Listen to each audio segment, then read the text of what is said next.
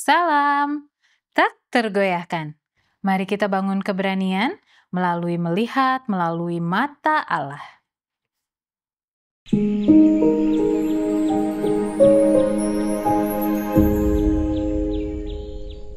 Firman Tuhan memberi semangat dalam Lukas 6 ayat 27, tetapi kepada kamu yang mendengarkan aku berkata, kasihilah musuhmu, berbuatlah baik kepada orang yang membenci kamu. Rodney Robertson tahu bahwa itu akan menjadi malam yang buruk.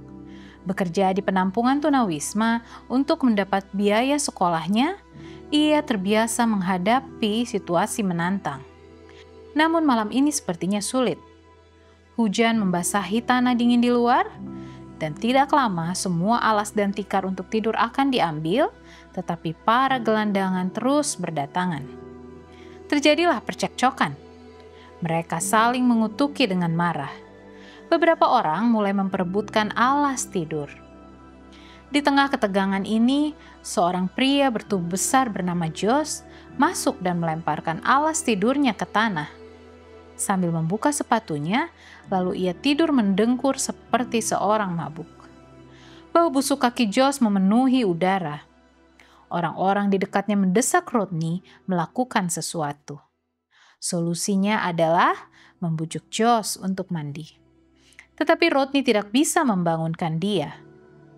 Josh memang bernapas, tetapi sepertinya ia tidak sadarkan diri. Rodney dan dua teman kerjanya menyeret Josh untuk mandi. Tetapi berat tubuhnya lebih dari 100 kg. Beberapa gelandangan mendesak Rodney agar menyeret Josh ke pinggir jalan. Namun yang lain berteriak keberatan. Sepertinya ada yang harus menang, maka ada yang harus kalah. Namun Rodney memiliki satu ide. Mengapa tidak membawa air mandi saja kepada Josh? Ia menemukan sebuah baskom cuci dan cairan pencuci piring beraroma lemon. Sambil berlutut di samping pria mabuk itu, ia mulai membuka kaos kakinya yang dekil. Bau busuknya hampir membuat semua orang kewalahan. Selama beberapa menit, Rodney menggosok kaki Josh dengan kain lap bersabun, lalu mengeringkannya dengan handuk. Tiba-tiba ia memperhatikan dikelilingi oleh orang-orang. Rodney berdiri dengan hati-hati dan melihat ke sekelilingnya. Semua orang tersenyum, bahkan mereka yang tadinya menggerutu. Tadinya ia tidak pernah melihat mereka tersenyum, sekarang tersenyum. Keheningan segera terjadi di tempat itu. Tidak akan ada lagi teriakan atau ancaman malam itu. Gelandangan yang mempunyai alas tidur kini memberikan kepada yang lain yang tidak memiliki. Konflik pun berakhir. Konflik itu dihapuskan oleh seseorang yang tidak perlu memihak.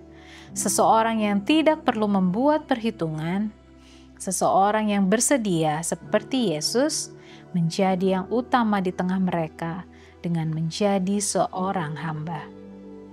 Satu perbuatan kebaikan dapat mengubah seluruh keadaan.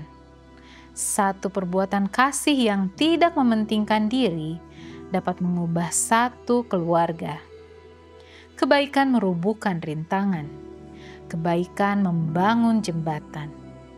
Dr. Lukas berbicara tentang Bapa Surgawi kita yang baik terhadap orang-orang yang tidak tahu berterima kasih dan terhadap orang-orang jahat dalam Lukas 6 ayat 35. Allah sendiri memberi teladan kebaikan untuk kita di dalam semua perbuatannya. Ia mengajak kita untuk menjadi baik kepada orang-orang di sekeliling kita hari ini. Dengan melihat melalui mata Allah, mulailah hari Anda dengan tak tergoyahkan.